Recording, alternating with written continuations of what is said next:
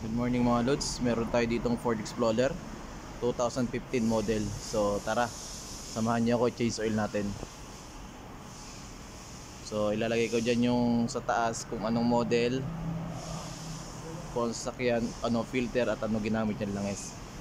So panoorin nyo. Kung may ganito kayong sasakyan, ito ang pinaka the best na langis dyan, yung ilalagay namin. So para sa 5,000, dalawang langis lang naman ang maganda sa sa Ford, yung 5W20 saka 1030. So ang gusto ng customer is 10W30. So tingnan nyo, yan, yun, kine-check up natin. So lagyan natin ng tubig, ayan, nilabas na natin yung langis. Castro lang gusto niya. Marami tayong klase ng langis. Meron tayong Shell, Titan, marami, Vigor, AC Delco, Valvoline, Castrol, maraming klase ng 10W30. So ayan, nagre-refill tayo ng tubig nun sa wiper. Ayan, yeah. Siyempre i-check na rin natin mabuti kung ano yung mga kailangan palitan. Full check up ang kailangan natin para yung customer masatisfy. Lalagay ko na nga pala lang ito sa ibabaw ng makina. 6 yan guys, 6 liters.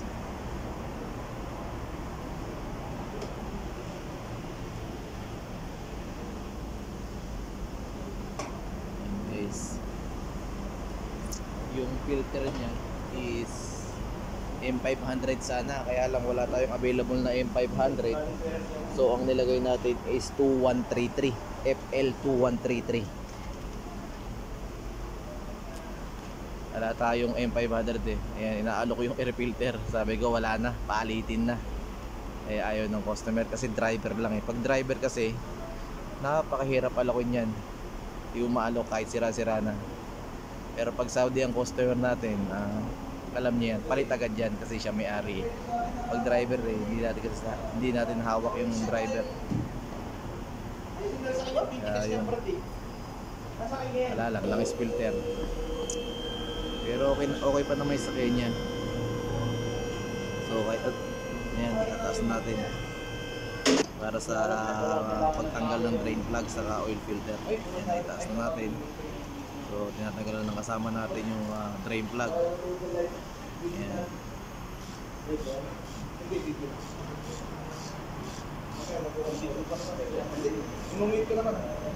Pag yun lang guys. Totoo naman. Kaya lang pag change oil, basic lang, basic. Pero kailangan pulido. Huwag mo kalilimutan higpitan yung drain plug. Huwag mo kakalimutan higpitan yung oil filter. Pag kasi yan nagkalik, papaligyan ka ng customer. Hindi naman yung reklamo yung kinukuha natin eh. Yung problema natin. Ang problema natin yung masira yung makina. Pangalawa, mawala yung trust ng customer sa atin. Kaya lagi tayong double check. Hindi natin mababayaan na magkaroon ng problema. Double check lang lagi. Yan ang lagi natin ina-advise simula nung nasa kabilang company pa tayo. Lumawak tayo sa istasyon nung araw sa kabilang yung company. So lagi yung sinasabi sa kanila dati, double check nyo, iwas tayo sa mga problema kasi alam mo naman dyan na natin kinukuha yung mga customer, yung tiwala, yung mga customer satisfaction. Yan ang kailangan natin para maging maganda yung flow ng customer. Kailangan may tiwala siya para pagpasok ng customer, kung ano man ang alokin mo, papayag siya. Hindi katulad ng iba na sige lang, bara-bara, bahala na, o ganun. Kaya tayo nandito para magkaroon ng trabaho, para kumita ng pera. Pinapasahod tayo ng kumpanya, magtrabaho tayo ng maayos. So ayan, dino-double check ng kasama natin yung lahat, yung lower arm, ball joint, steering, lahat, shock absorber, sway bar, rubber, center link, sway bar link. Yan. Chine-check yan lahat. Brake pad. Lahat yan chine-check natin. Yan, di mabuksan ng kasama ko kanina eh. Nilagyan ko ng buhangin. Ang diskarte nga pala sa oil filter mga guys, pag hindi nyo siya matanggal nung cap, di ba madulas yun. Kumuha ka ng langis, ibabad mo dun sa langis yung oil cap, tapos lagyan mo ng buhangin, tapos ipasak mo uli dun sa oil filter. Didikit na yon, kaya matatanggal mo na. Tama, natanggal ko.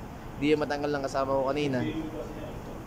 Oh, yan ang lang ang mga diskarte para matanggal natin.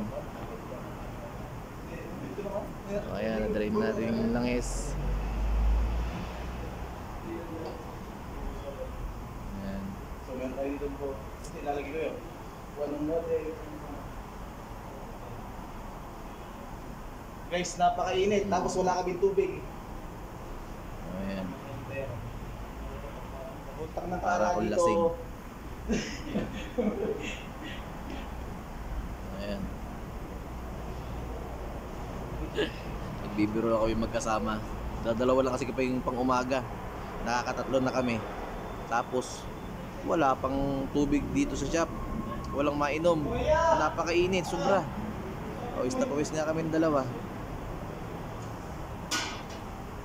Pero walang magagawa, ganun talaga. Pero bumili pa rin ng tubig yung kasama na yung natin yung mudir. Inabunuhan niya muna. Kasi dapat sa petty cash yun. Sobrang init, grabe. Kaya nakasalamin na ako. Sobrang kwan. Sakit sa mata. O, ayan guys. Hinahayaan natin muna i-drain yung langis. Pinapatapos muna natin.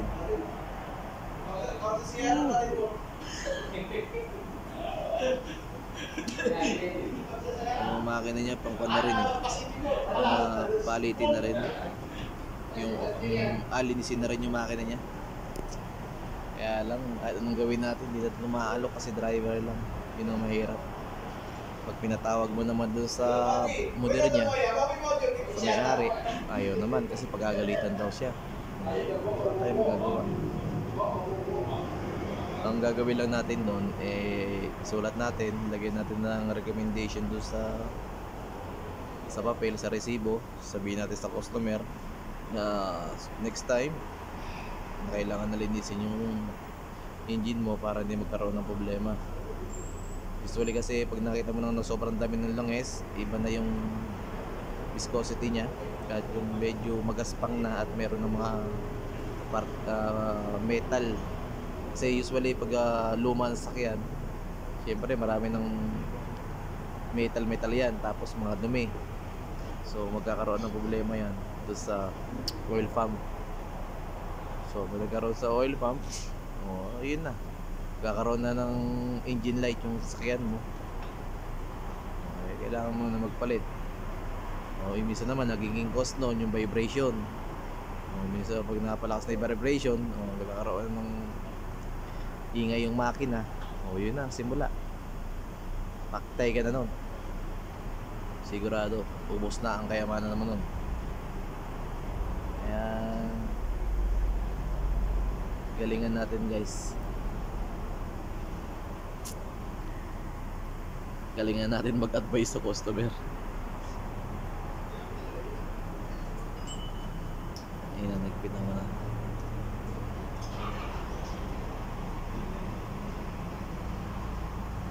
Filter ring na ginamit ko kasi para sa safety. Safety na yung natin, para safety. Filter ring. Kabit na natin. Susunod natin kabit yung drain plug. Check mo ito. Tingin ko doon sa drain plug, walang rubber. Hinahanap ko yung rubber, wala. Kung hindi tumagas. So ang gagawin lang natin dito, hinahanap ko yung rubber. Wala talaga, wala siyang rubber. Hindi siguro na nung nagpa-change dito dati, hindi napansin na nahulog yung rubber.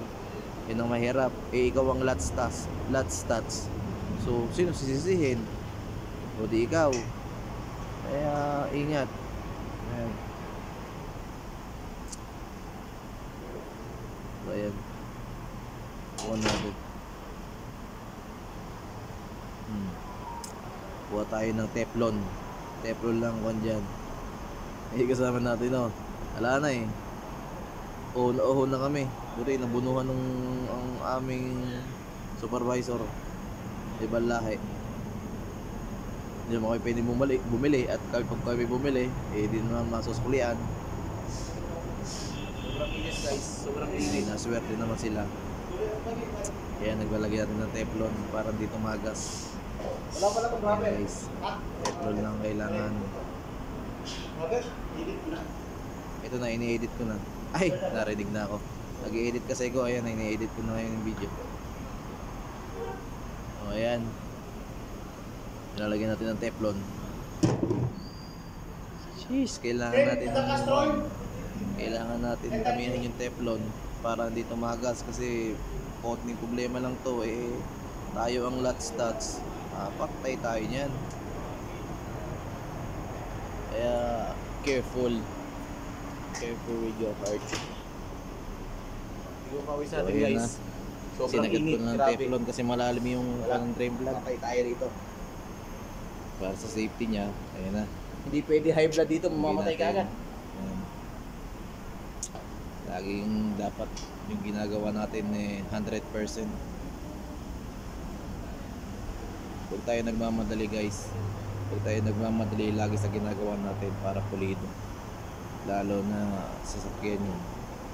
Ang init pa naman dito. Ayan. Okay. Antay muna natin yung drain plug. Kasi natin yung pagsahod ng langis. And higpitan natin.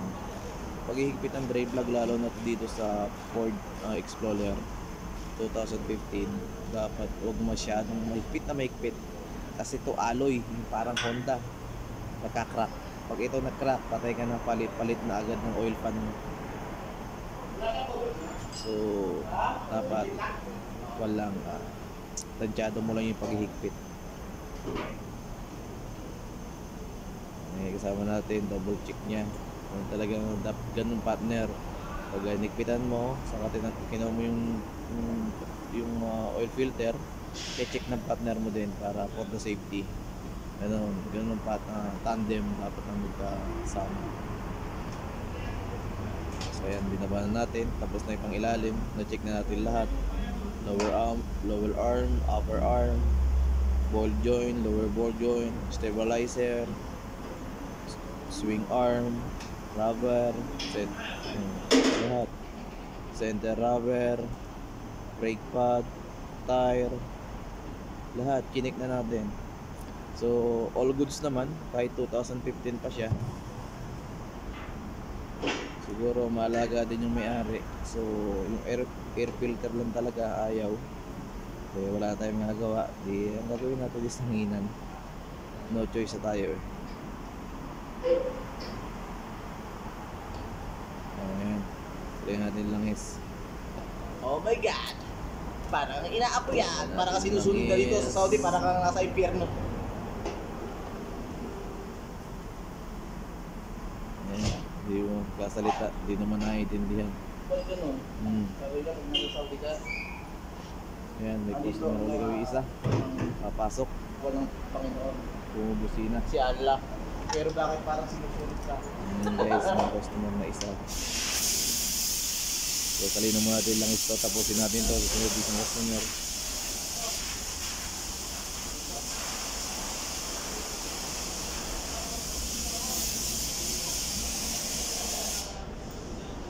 Sinasalino ng kasama natin ng langis.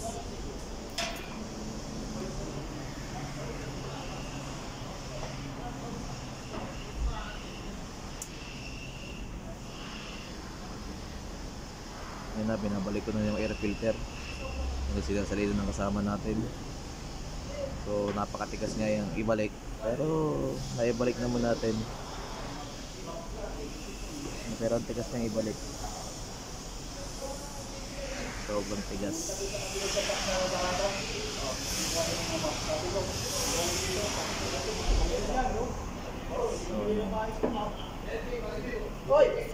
Pawis na talaga yung lagay na yan. Isip mo naman namin ito, sa tatlong customer, eh, sobrang init. Kunting galaw mo lang, pawis na pawis ka. Tama yung kasama ko para siguro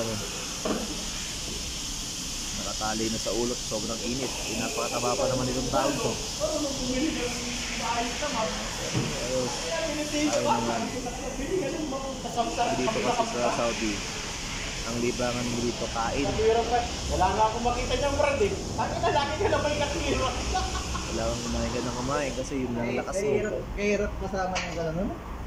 Kailangan Gusto kong sabihin sa kanya. masiyahin niya o kami kasama ko. Bukas mahirap kong kasama. Tawa lang yun ng tawa. Di ba? Totoo naman. Di naman yung pero may yung amenity siya, di ba? Para di ka ma-homesick. Kaka-homesick dito sa Saudi, sa totoo. Kaya mo nga ito, Brad. Tama ba itong humingi sila ng Gagawin ganito? nyo araw-araw dito trabaho. Ang sabo natin dito? Trabaho, tulog. Hihingi lang sa hindi dapat bumibili siya. At sa bumibili siya dapat. Tapos sasabihin niya, dito Wala ka ng time sa gala kasi kung gagala ka pa, gastos lang. Eh, di padala mo lang sa pamilya. Yun lang. Hindi mo nakakatanggal yung ano yan. And guys, salinin natin ng langis.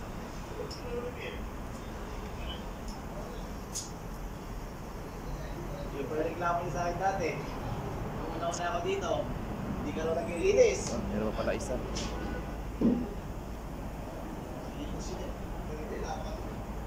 Ayun. Tama lang siya mag-iinis. Malaki sahod niya eh. Is 5.5. So, i-mention mo na lang dyan sa taas yung naging capacity ng langis. Kung ilang litro, saka yung oil filter. Para kung meron kayong dito, meron kayong sakyan na Ford nito, Ford Explorer na 2015. So, alam niyo yung oil filter. So, tingnan nyo lang sa konto, sa page ko, lahat ng sasakyan eh, ilalagay natin ng para may idea kayo pag nalagay nyo sa YouTube kasi nag-YouTube tayo. Pag sinulat ko doon sa YouTube, o di meron na, alam niyo na agad. Ganun lang yun. Ang kadali yun. Alam mo yung feeling lagi sa mga bita-bita? So ayan, pinadaw ng customer at inahangin na natin yung gulong. I-request yung customer na hanginan yung gulong kasi may ilaw yung kanya dashboard. Yung Google na ng Brad. Hangin mo natin. Ayan, nung hinanginan ko yung hulihan, yung isang gulong, wala nang hangin. Ayun, nanginan ko, okay na. Nung nanginan,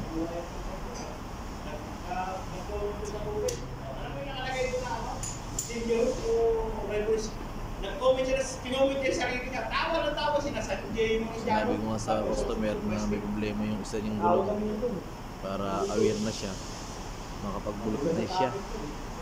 May ko niya agad kasi pag tumakbo ka ng malayo dito, sobrang init.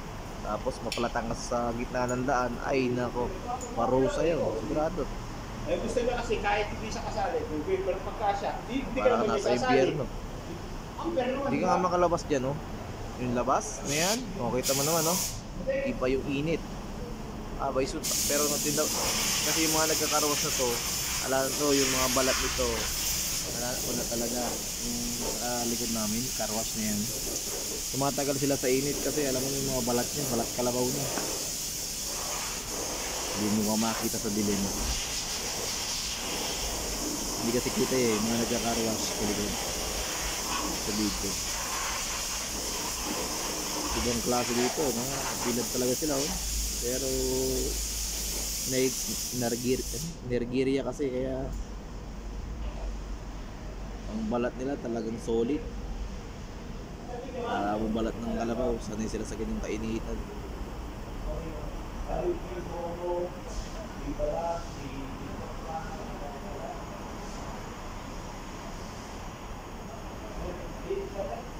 Guys, sasalin natin lahat ng langis. So humingi tayo ng sa customer rating. Humingi ng kasama ko kasi 30 real yan. So 30 real times 15, magkano? Laki 140. Ano ba?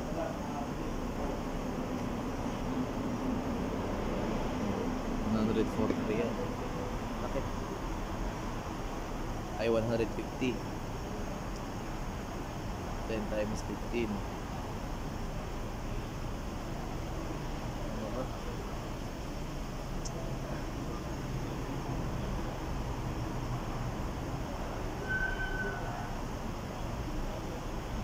Ganun kalaki ang babayaran. Ganun kalaki ang dahil sa 30 real sa isang rate. Eh kung mag-rate ka ng mga 15, 20, pwede na. Kaya dito dapat sipag, huwag puro reklamo. Isang kasi nadadaya tayo ng company. Pero normal lang yun. Ibang bansa kayo, tanggapin natin yung mga ganung bagay. So guys, maging kwan tayo ha, maging maalaga tayo sa sakyan. Tignan natin lagi yung level ng langis bago tayo umalis ng bahay. Brake fluid, sa washer fluid, level ng langis, gulong. Yan, lagi mo i-check. Yan kasi ang pinaka-importante pag tumatakbo tayo sa highway para iwas aberya. Ayan, sasarado na natin ha. Kasi na-double check na natin lahat. Lahat okay naman. Ayan, sarado na kasama natin. Okay. Finish na. So guys, hanggang dito na lang siguro, no? Kasi